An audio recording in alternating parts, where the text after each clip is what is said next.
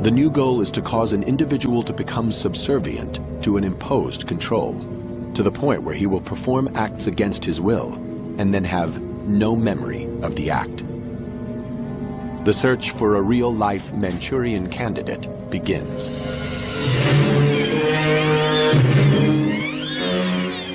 In the Hollywood classic directed by John Frankenheimer, a hypnotized soldier is programmed to assassinate a presidential candidate.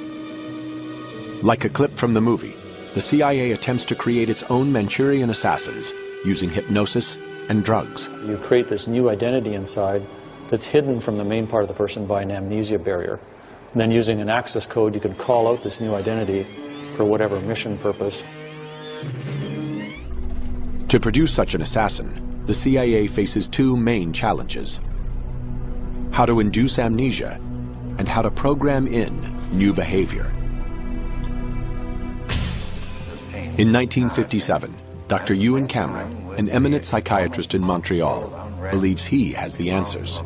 The agency sought him out because they had noticed his work, in particular with two techniques: intensive electroshock and what he called psychic driving. Cameron applies his techniques under the guise of normal therapy. It's hard to say just how awful and horrendous what Cameron proposed and what our government financed was. There's a three-part technique which started with an effort to wipe out past patterns of behavior. And this was accomplished through the use of particularly intensive, repeated, high-level electroshocks until no more convulsions could be elicited from a patient. Cameron then plays tape-recorded messages through helmets that are locked to his patients' heads.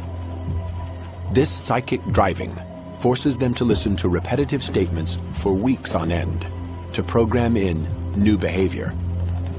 Now, the final phase was to try to wipe out all recollection of what had happened, and that was accomplished by putting people to sleep for 30, 40 days, accompanied by different kinds of cocktails of drugs.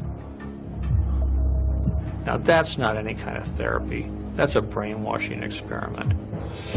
Since the Greeks first started thinking about medical ethics, the first rule was do no harm. That's a rule Cameron broke.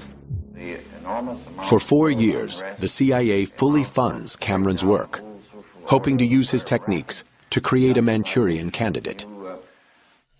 Psychiatrists throughout the nation, at hospitals, prisons, and some of the top universities, are similarly on the agency's payroll.